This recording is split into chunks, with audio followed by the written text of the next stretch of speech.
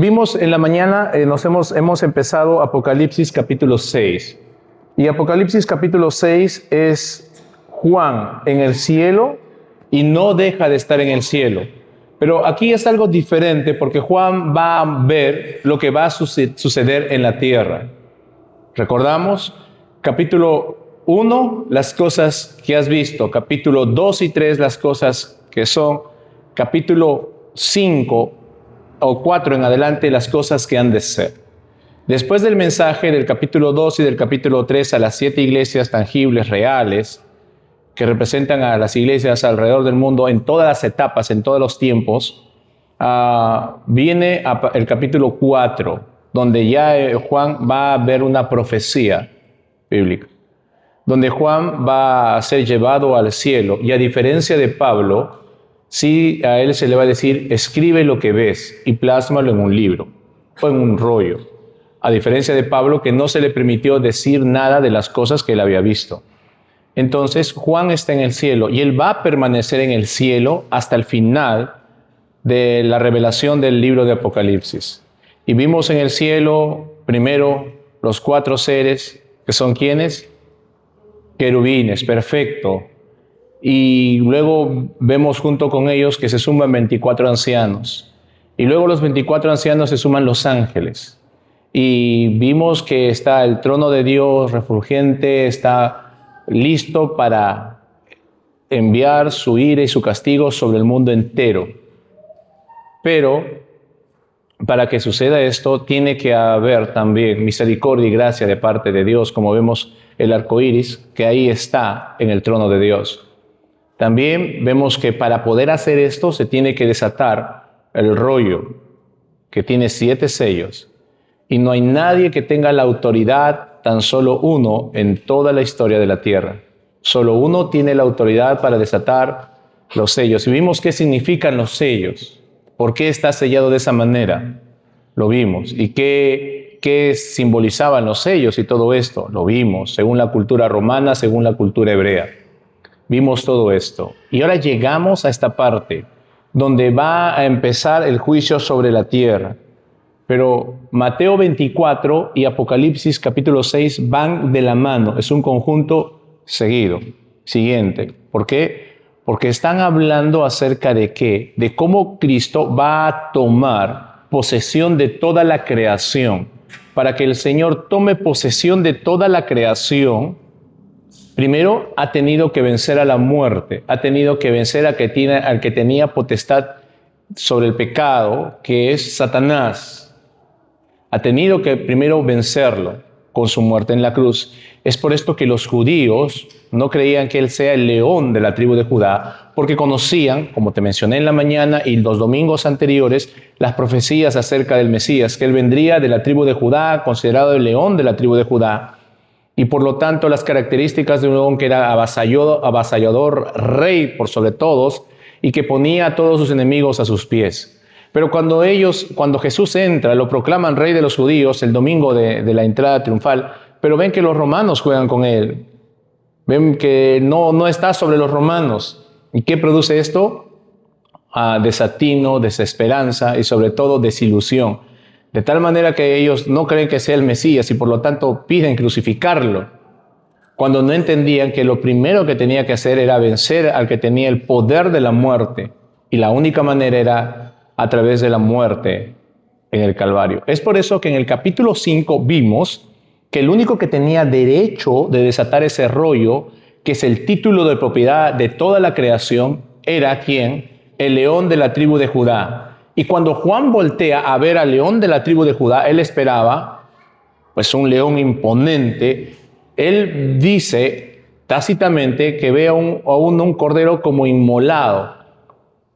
El que tenía el derecho, es que es así. El Cordero de Dios que quita el pecado del mundo se va a convertir recién en el león de la tribu de Judá, es decir, un rey. Ahora, el punto es que todos conocían las profecías, que el Mesías tenía que reinar. Y vimos esto en la mañana. Mateo 24, sus discípulos saben que Jesús tiene que reinar, que Él tiene que venir aquí a establecer su reino literal como David, como Salomón, como todos los reyes, sobre Jerusalén en un trono, sentado, gobernando. Pero la diferencia es que el Mesías pondría a todos sus enemigos bajo sus pies. Pondría a todos. Traería una paz mundial. Algo que no va a haber si es que Jesús no está aquí fehacientemente. Algo que tal vez nosotros clamamos y oramos, pero no va a haber paz en el mundo. Más bien el mundo está yéndose aquí a la destrucción. Lo que hay, ¿qué cosa es? Miedo, zozobra. ¿Por qué? Porque vimos en la mañana, ¿cuál es el miedo? En esta guerra entre Irak y Estados Unidos, que pues cabezas nucleares sean lanzadas de un país a otro, que misiles transatlánticos sean lanzadas de un país a otro. Y ese es el gran temor, una guerra nuclear que devastaría a gran parte de la población. No va a haber paz, tan solo hasta que venga el Señor. Entonces, los discípulos sabían de esto, ¿correcto? Los discípulos sabían de esto, los discípulos conocían de esto y por lo tanto sabían que Jesús va a reinar y le dicen, ¿cuándo va a suceder esto? ¿Y cuáles son las señales para que tú vengas? Para que vengas y reines en la tierra, sentado ahí en Jerusalén y poniendo paz en el mundo. Y Jesús le da ciertas características, o Jesús le muestra cuáles son las señales. Empezamos primero con ¿qué? Paz. Engaño, porque en realidad va a ser una paz engañosa, va a haber engaño, dice. Uno, que nadie os engañe, porque dirán paz, pero seguido a eso que vendrá, guerras, seguido a eso que vendrá, hambre, seguido a eso que vendrá, plagas, seguido a eso que vendrá, serán muertos, aniquilación. Y es lo mismo que vemos con cada sello que se desata en Apocalipsis capítulo 6. Por eso es que Mateo 24, Apocalipsis capítulo 6 van de la mano en paralelo, lo mismo que se describe. ¿Para qué? Porque es el juicio de Dios. ¿Para qué? Para restablecer el orden correcto, para que Él pueda establecer su reinado sobre la tierra. Bien, entonces, mira lo que está diciendo, o lo que hemos visto nuevamente, Apocalipsis capítulo 6.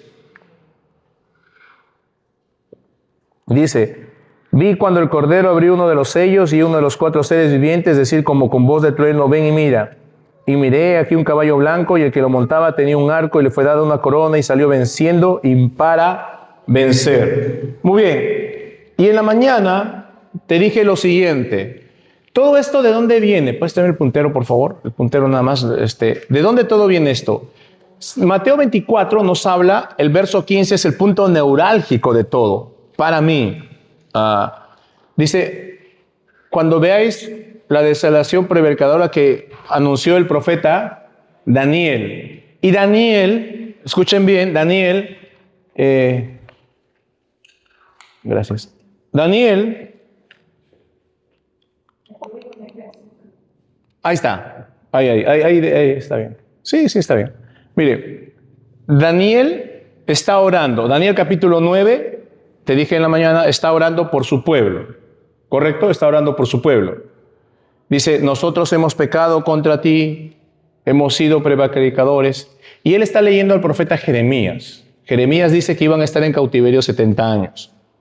El primer imperio que se levanta en hegemonía mundial es el reino babilónico. Después de eso siguen los medo-persas, después los griegos, después los romanos. ¿Sabemos eso? Historia universal.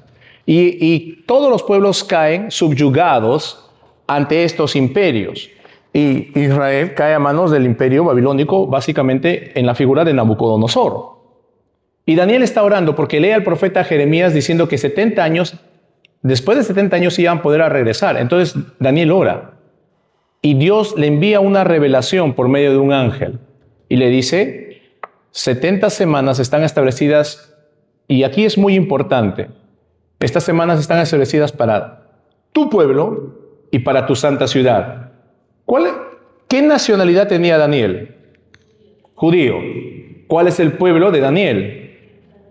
El pueblo. Israel. Entonces es para tu pueblo, para los de Israel y sobre tu santa ciudad. ¿Cuál es la santa ciudad de los judíos? Jerusalén. Entonces, no es para los romanos, no es para los filisteos, no es para los egipcios, no es más para nadie que para Israel, y el de hegemonía o el orden se suscita en Jerusalén. Esta revelación de las 70 semanas. Y Dios le revela a Daniel que dice 70 semanas, y según el contexto, el texto hebreo dice hebdómanas, que son semanas de años. Por ejemplo, te digo, semanas no solamente es de días, por ejemplo. Muchas veces pensamos que cuando compramos algo por manos, es decir, dame una mano, solamente se refiere a los plátanos. En el norte venden los limones por manos. ¿Cuántas manos de limones te doy? No lo venden por kilos. Por lo menos en Chimbote, yo compro limones cuando he ido a... Les pido a mis tías que me hagan ceviche, yo digo, no se preocupen, yo traigo todo. Y voy al mercado, ¿el kilo de limón? No, joven, me dice. Me agrada que me digan joven todavía. Me dice, por manos. Ya, dame 4 manos, 20 limones. Y al tipo de peso y todo sale lo mismo, pero lo venden por manos. Entonces, venden manos limones, venden por mano plátano, venden por manos otras cosas más. Entonces, una mano no solamente es plátanos. El mismo principio. Una semana no es solamente días. Semana significa 7. Y el contexto está hablando de años. Semana de años. 70 semanas, 70 por 7, 490 años. Hasta ahí todo correcto. Entonces, Dios le revela a Daniel que 490 años van a pasar, ¿para qué? Para terminar la prevaricación, es decir, para que el maligno siga ejerciendo hegemonía en el mundo entero, para poner fin al pecado, es decir, ya no va a haber pecado en el mundo. Después de 490 años, ya no va a haber pecado en el mundo. Después de 490 años va a expiar la iniquidad, o sea, no va a haber iniquidad en el mundo, va a expiar, es decir, todos salvos. Después de 400 años va a traer justicia eterna para siempre. Ya no va a haber ni un ápice de injusticia. Después de 400 años va a sellar la visión y la profecía, es decir, ya no va a haber más revelaciones. Ya no va a haber nada más de ellos. Y 490 años se va a ungir al santo de los santos, que es Dios. Entonces Daniel dice, muy bien, entonces a partir de hoy controlo 490 años. Dios le dice, no, tranquilo, no es así. Hay un momento en que empieza a correr estos 490 años. Y si tú lees Daniel capítulo 9, dice, desde la orden que se da para reparar los muros de la ciudad. A través de la historia hemos visto muchos decretos, muchas órdenes, pero solamente una orden existe para reparar los muros. Hay 3 órdenes para reparar el templo, pero una sola para reparar los muros. No existe más. No lo encontramos en la historia, aún tampoco en las narrativas de las Escrituras. Y esa única orden se da ¿con quién? Con Nehemías, por medio del rey Artajerjes. Entonces, está aquí, Nehemías capítulo 2, verso 1 al 8, en el año 20 del rey Artajerjes, en el mes de Nisan, primer mes de los judíos, el primer día, el primero, 14 de marzo del 445. Es aquí cuando se da la orden de reparar los muros. Desde esta fecha, del 445, Dios divide así. Los primeros 7 semanas, es decir, perfecto, 7 semanas, son 49 años para reparar toda la ciudad. Luego, 62 semanas es ¿para qué? Para que después de reparar los muros, suceden 62 semanas y muere, ¿quién? El Mesías príncipe. Entonces, 7 más 62 son 69. Entonces, desde reparar los muros a 69 semanas, es justo cuando el 8 de abril del 32 antes de Cristo, cuando Jesús es proclamado como Mesías. Un domingo, ¿recuerdas? Entrada triunfal a Jerusalén. Eso es. Y luego el día viernes, o el día jueves, perdón, se le quita la vida, en esa misma semana. Hasta ahí la profecía se cumplió como un reloj, plaj, plaj, plaj, como hora inglesa. El punto es que son 70 semanas. ¿Y es para quién? Para Israel. ¿Y con sede dónde? En Jerusalén, la santa ciudad. No se puede otorgar esto a otra nación y a otro pueblo, porque es para tu pueblo y tu santa ciudad. Entonces, también Dios dijo, debido a que Mateo capítulo 12, que a los suyos vino, los suyos no lo recibieron. Bueno, no Mateo capítulo 12, estoy parafraseando lo que dice las Escrituras, y esto sucede en capítulo 12 de Mateo. Jesús es rechazado como el Mesías. Y lo que sucede es que Dios dice, voy a tomar un pueblo que no es mi pueblo para hacerlo mi pueblo. ¿Refiriéndose a quién? A la iglesia. Es por eso que después de la muerte del Mesías, hay un paréntesis al cronograma de las 70 semanas. Llega la semana 69 y Dios hace un alto. No sigue el reloj, se detiene. Porque si no, 7 años después de la muerte de Cristo debió haber acabado toda esta maldad en el mundo, pero no lo hizo. A la semana 69 Dios hace un alto. Retira a Israel de la hegemonía mundial del tratado de Dios. Te digo, y lo dice la Biblia, Dios no ha despreciado ni ha hecho, no ha hecho un lado a su pueblo, simplemente lo ha puesto, no ha deshecho a su pueblo, dice Pablo. ¿Ha deshecho Dios a Israel? No, ciertamente no, simplemente lo ha hecho a un lado porque ahora está trabajando ¿con quién? Con la iglesia. ¿Correcto? Y cuando la iglesia sea arrebatada, nuevamente Dios va a poner play, por usar un término, o va a poner nuevamente a correr el reloj de la última semana. Ya se cumplieron 69 semanas. Falta aún la semana 70. Ha habido una pausa, un paréntesis del cronograma de estas 70 semanas. Y la semana 70, después de ella, ¿qué va a pasar? Va a venir Cristo a reinar milenialmente. Pero, ¿cómo se termina el tiempo de la iglesia? ¿Y cómo inicia la última semana? Daniel nos dice claramente, Tesalonicenses nos dice también, la iglesia no va a pasar a la última semana porque no nos compete a nosotros. ¿Es para quién? Israel. ¿Y para qué tiene que desarrollarse todo dónde? Jerusalén. Por lo tanto, esto nos muestra bíblicamente que la iglesia no es la continuación de Israel. La iglesia es la iglesia, Israel es Israel, bonito o feo, Israel es Israel. ¿Correcto? Pero nosotros no somos la continuación de Israel, por si acaso. Nosotros somos otro pueblo, la iglesia. Dios ha hecho a un lado a Israel, no los ha desechado, lo ha hecho a un lado. Cuando la iglesia sea arrebatada, va a tomar nuevamente aquí a Israel y va a empezar nuevamente el play para que empiece la última semana de las 70 que Dios estableció. Al final de la semana, ¿cuál es el propósito? Todo esto. La iglesia no puede ser Israel porque aún sigue habiendo ¿qué? Injusticia, sigue habiendo ¿qué? Iniquidad, sigue habiendo ¿qué? Todo esto, pecado, aún no se le unge al santo de los santos. Y Cristo no está reinando.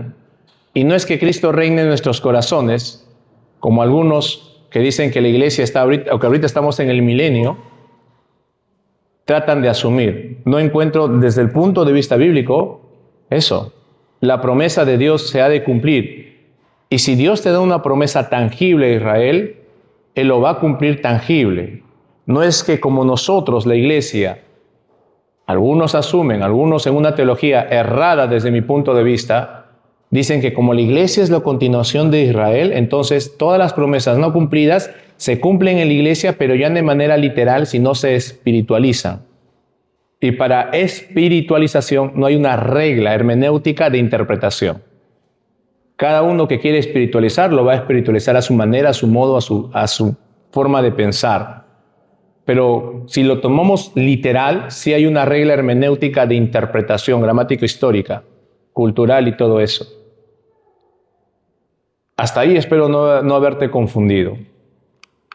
Entonces, la iglesia es arrebatada y viene aquí que empieza. ¿Cuál es el inicio? ¿Qué es lo que detona el inicio de la última semana? No es que la iglesia sea arrebatada, por si acaso. Lo que detona el inicio, o que lo que vuelve a hacer play para que siga corriendo el reloj de Dios en la última semana, es la firma del pacto entre el anticristo, el príncipe que ha de venir, es este que se menciona en Apocalipsis 6:2 y también en Daniel. Se le dice el príncipe que ha de venir. También se le menciona como el pequeño cuervo, 7 verso 8, se le domina el rey de rostro feroz en Daniel 8:23, se le llama el rey altivo, o el rey que hace lo que quiere en Daniel 11:36, refiriéndose al anticristo. Y con el tratado de la firma de paz es que empieza a correr nuevamente el cronómetro de Dios para dar tiempo a la última semana. Y esta última semana se divide en dos. ¿Recuerdas? La tribulación o tiempos de angustia, como hemos leído en Mateo capítulo 24, y luego tiempo de gran angustia que no ha habido tal igual sobre la tierra, o comúnmente como lo llamamos la gran tribulación. Y sí, me hicieron notar, pastor, usted puso una semana y luego 1280 días, que es 42 meses, pero esto no es 7 años.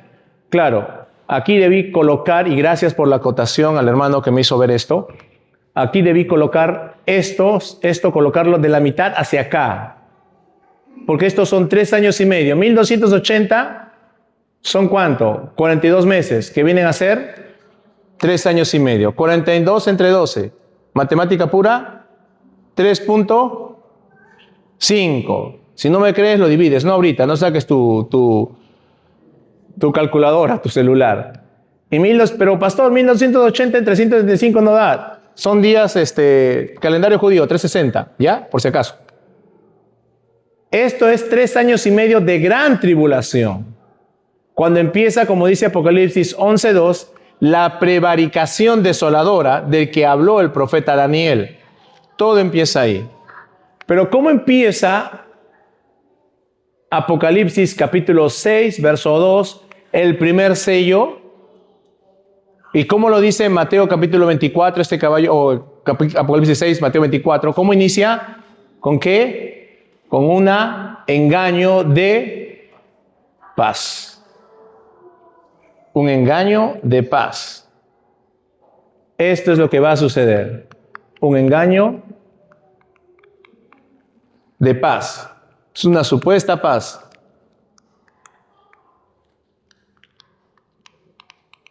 ¿Desconectaste el USB? Ya no funciona. Ya no llega hasta allá. Oh, ya, sí está. Ya, ya. Un engaño de paz. Simplemente. Entonces, vamos a... Ya, gracias ahí nomás, Samuelito. Para que no distraiga, puedes levantar esto. Entonces, vemos que Mateo capítulo 24 y Apocalipsis capítulo 6 van paralelos, es lo mismo. El orden es el mismo, ¿correcto? Vemos que se abre el primer sello, hay una falsa paz. Luego el segundo sello hay guerras, luego hay hambre. Y todo esto está ahí, Mateo 24. ¿Correcto? Esto es lo que habla Mateo 24. Y luego hay persecución contra las personas redimidas. Es que sí, va a haber personas redimidas en el tiempo de la tribulación. Los va a haber. Va a haber personas porque Dios, hemos visto a través de todos los estudios, que Dios cuando envía su castigo va acompañado ¿de qué? De gracia y misericordia. Van a haber mártires que se van a salvar en el tiempo de la tribulación. ¿Ya? Ahora, vemos esto. Jesús dijo estas cosas, son el comienzo de dolores. Mateo 24, verso 8. Este es solo el nacimiento, solo el inicio. En el verso 9 dice que nos van a librar de la tribulación, te matarán, serás odiado por todas las naciones a causa de mi nombre. Y está hablando de las personas que van a ser redimidas. A lo largo de todo el periodo de la tribulación, el verso 15 es el inicio de lo que es más fuerte. Porque el verso 15 de Mateo 24 habla de la abominación desoladora. Entonces, hay un paralelo entre Mateo 24 y Apocalipsis capítulo 6. ¿Ah? Así que vamos a Apocalipsis capítulo 6, pero solamente lo que desencadena la persecución, lo que realmente hace girar todo, es el versículo 15 de Mateo. La abominación desoladora del que habló el profeta Daniel. Es cuando el anticristo se muestra tal realmente como es. Profana el templo, comienza a tratar de destruir los judíos con quienes hizo un pacto al inicio de la semana. Y no solamente eso, él quiere ser adorado como Dios, corta el sacrificio y él se levanta como Dios. Así que esto es lo que nos muestra la palabra de Dios. Vamos a Apocalipsis capítulo 6, a terminar el verso, solamente el verso 1.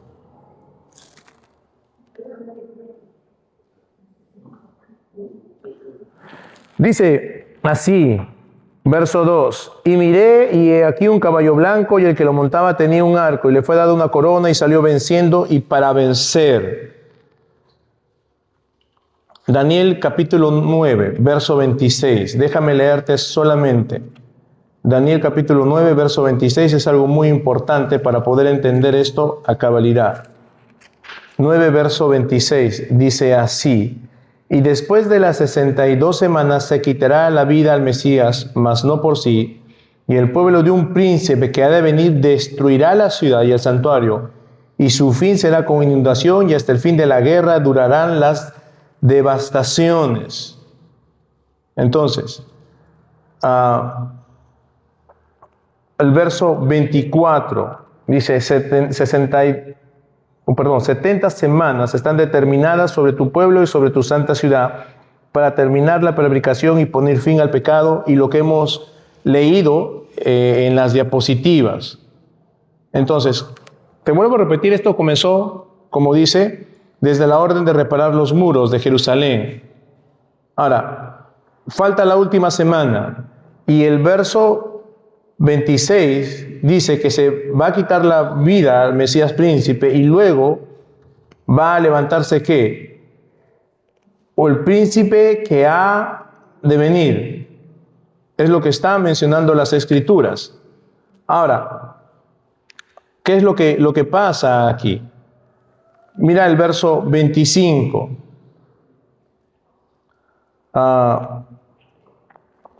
Volvemos a Apocalipsis capítulo 6. Ya hemos leído el verso 25.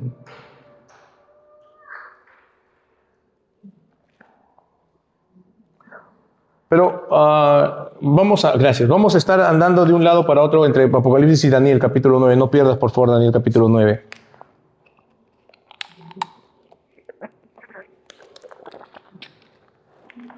Vuelvo a Apocalipsis capítulo 6, verso 2. Dice, un caballo blanco, y al final dice, salió venciendo y para vencer. Volvemos a Daniel capítulo 9, verso 27. Y por otra semana confirmará el pacto con muchos. Es decir, al inicio de la semana confirmará el pacto. ¿Ya? ¿Quién es él? Es el príncipe que vendrá. Desde el verso 26. Y el pueblo de un príncipe que ha de venir destruirá la ciudad y el santuario. Esto no puede ser Jesús. Él no va a destruir la ciudad y el santuario, por si acaso. Y su fin será con inundación y hasta el fin de la guerra durarán las devastaciones. Y por otra semana confirmará el pacto con muchos. ¿De quién estamos hablando? Del anticristo. Hace un momento te dije, se le llama el cuerno pequeño, Daniel 7:8, se le llama el rey de rostro feroz, 8:23, se le llama el rey altivo, el rey que hace lo que quiere, en el capítulo 11, verso 36. Viene el anticristo y hace el pacto ¿con quién? Con muchos, durante una semana, por los últimos 7 años. Ese es el inicio de esta última semana, el pacto que firma el anticristo con la nación de Israel. Pero en medio de la semana, ¿qué es lo que hace? Y este pacto trae paz a Israel de tal manera que Israel puede volver a hacer sus sacrificios.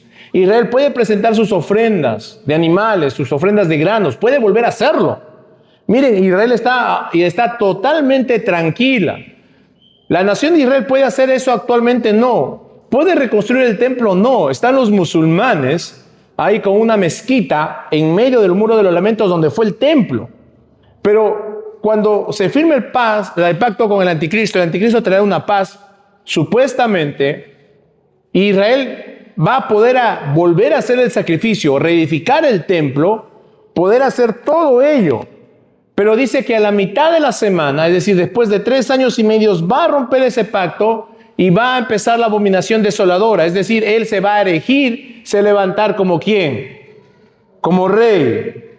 Entonces, esto es lo que está hablando el libro de Daniel, unido a Mateo 24 y unido a Apocalipsis capítulo 6. ¿Correcto? A la mitad de la semana, el tratado de paz, como te dije, se va a romper. Ahora, ¿qué sucede con todo esto? Y vamos a identificar el primer verso.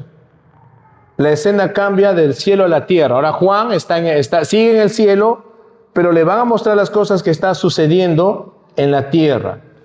Verso 1 del capítulo 6, vi cuando el Cordero abrió uno de los sellos, es decir, rompe el primer sello. Y oí a uno de los 4 seres vivientes decir como con voz de trueno, ve y mira.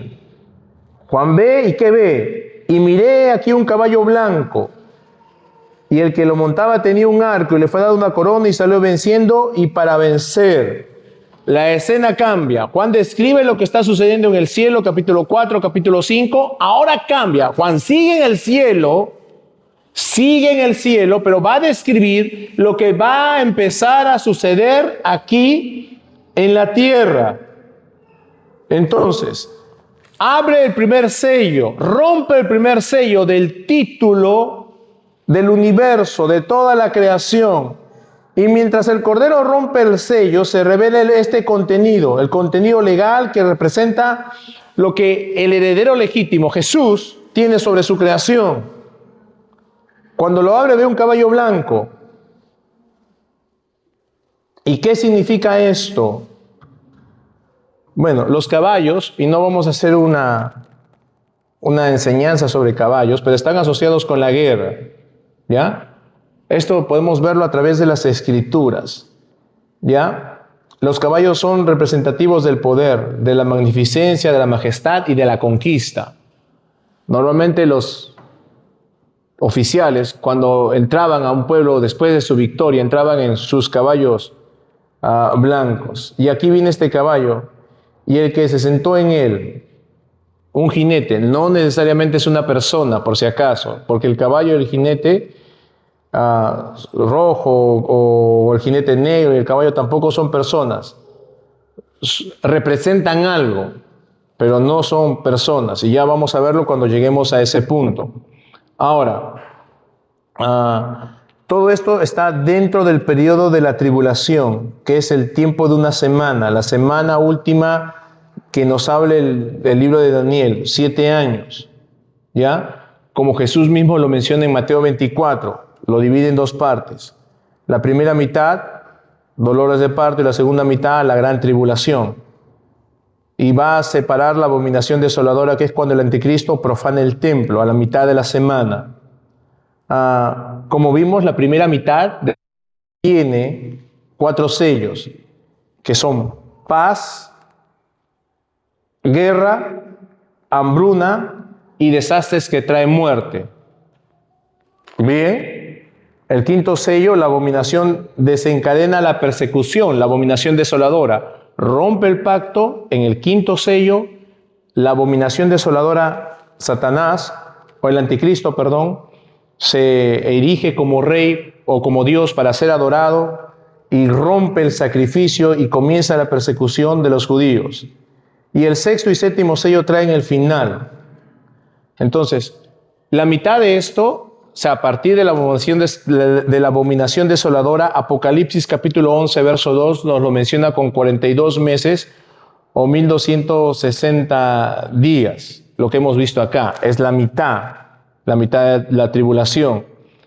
Así que el periodo de tiempo está establecido dentro de los parámetros y lo que Dios ha determinado.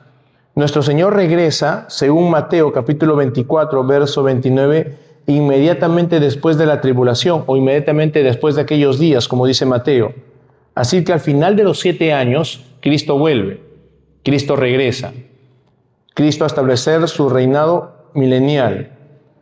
Volvemos al verso 2 del capítulo 6. Y vi un caballo blanco y el que lo montaba, te vuelvo a repetir, no necesariamente un jinete, ¿correcto? Este jinete no puede ser Cristo.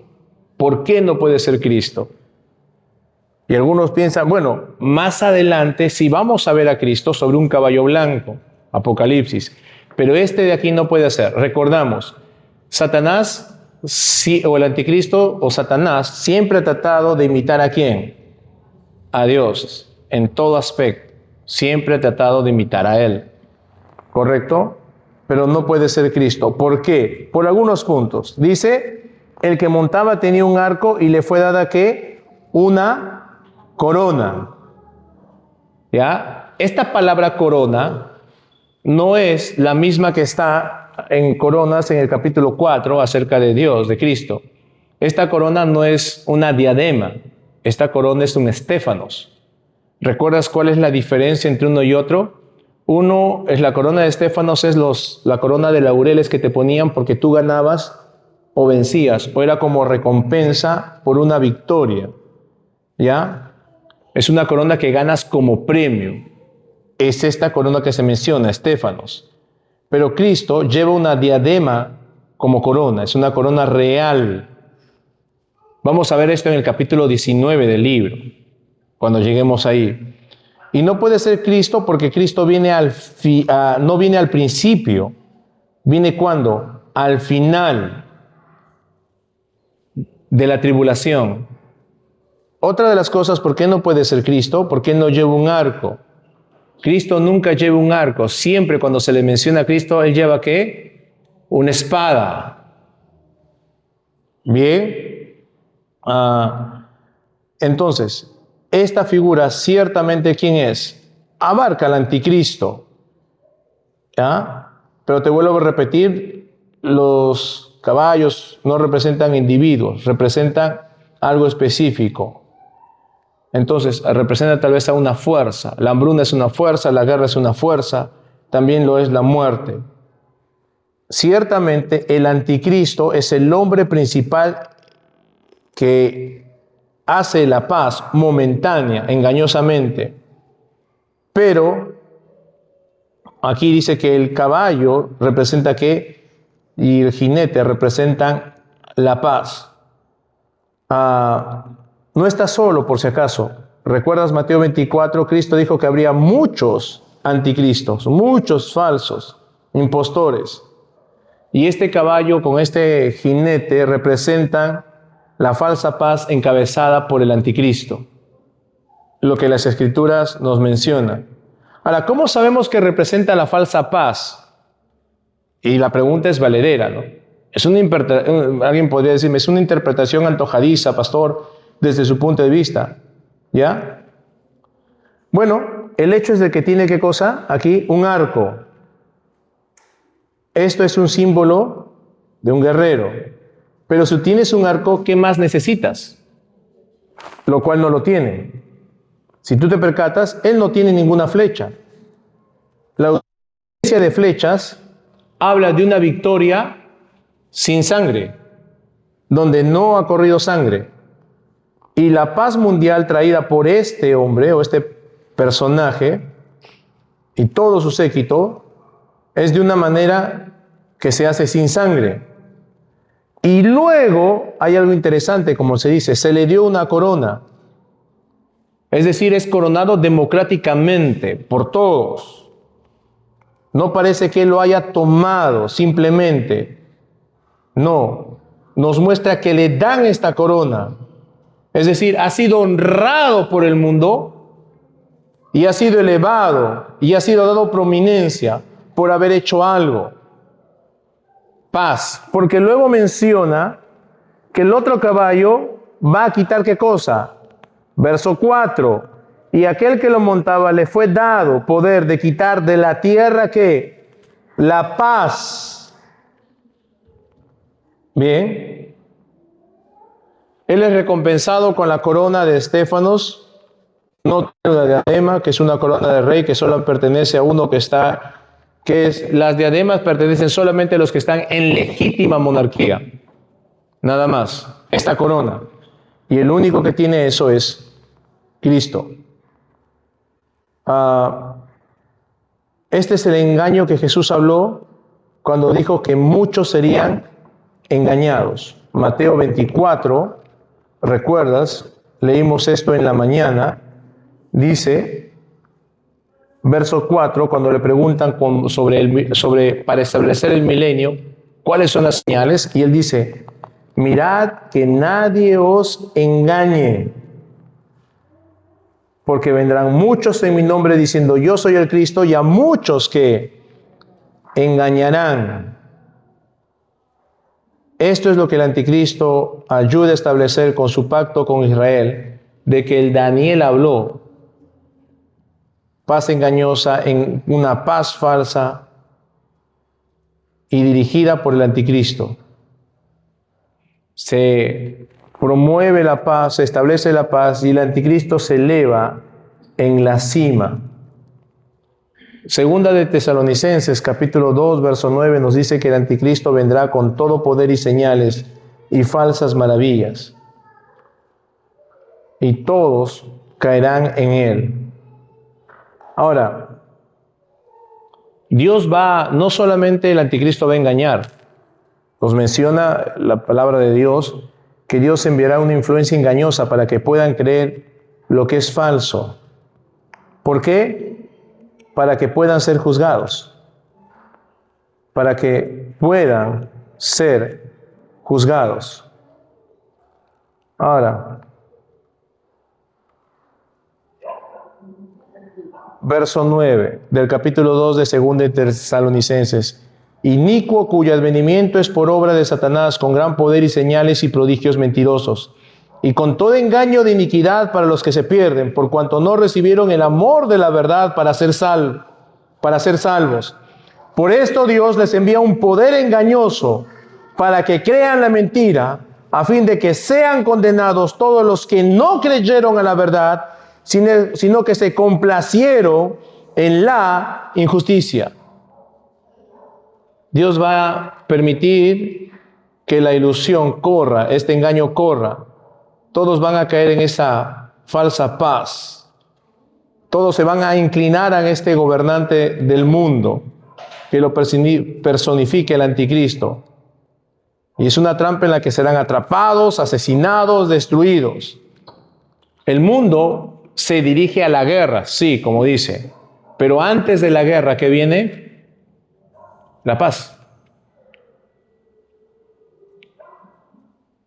Antes de la guerra viene la paz. Y el verso 3 nos dice del segundo sello. Y viene el caballo bermejo que va a quitar la paz. Y va a haber ¿qué cosa? Guerras en el mundo. Pero todo esto es dentro de la semana última de Daniel, lo que conocemos como la tribulación. ¿Y dónde está la iglesia? Apocalipsis capítulo 4, capítulo 5 nos menciona Juan que la iglesia está ¿dónde? En el cielo. ¿Recuerdas cuando dice que Cristo murió y está de todo pueblo, nación y lengua? Y Juan dijimos, ¿cuál debe ser la alegría de Juan de ver que en todas partes del mundo han creído en Jesús como Señor y Salvador? Dice, de toda lengua, nación, tribu, etnia, en el mundo entero.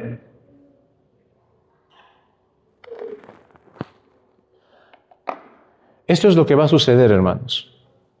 Esto que nos debe llevar, como te dije en la mañana, esperanza de que nosotros no vamos a pasar el tiempo de la tribulación. Nosotros no vamos a pasar esta abominación desoladora. Nosotros no vamos a sufrir persecución, muerte, guerras, hambres, escasez. No vamos a sufrir. Más bien vamos a estar, ¿qué? Gozándonos en el cielo. Pero ¿cuál es nuestro deber? No es simplemente, como yo no voy a sufrir, a que sufra el resto. Nuestro deber es que compartir el evangelio. Nuestro deber es que menos gente sufra esto en la tierra, nuestro deber es que hablar a otros de Cristo. Pero somos responsables de hablar un verdadero evangelio, un evangelio correcto, un evangelio fidedigno, un evangelio que no es simplemente para ir al cielo, un evangelio que te muestra que puedes salir libre del dominio del pecado, porque eso es lo que realmente es el evangelio. Quita el dominio del pecado que tiene Satanás sobre tu vida. Y eso es nuestra labor. Y sobre todo, esta labor viene por estar agradecidos de que Dios nos ha librado de esta abominación desoladora. Vamos a orar. Padre nuestro, gracias por esta noche.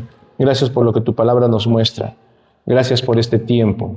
Dios, te amamos. No merecíamos ser salvos. No merecemos, Dios, estar en tu gloria, disfrutar de tu presencia. No merecemos estar, Dios, libres del juicio, pero por tu infinita gracia y misericordia nos lo permites y te queremos dar gracias por ello, Dios. Y ante ello, ayúdanos a preocuparnos por aquellos que aún no te conocen y puedan estar libres al igual que nosotros por tu gracia y misericordia de la tribulación. Padre Santo, gracias por tu amor, por tu salvación. Bendito y alabado seas en Cristo Jesús. Amén.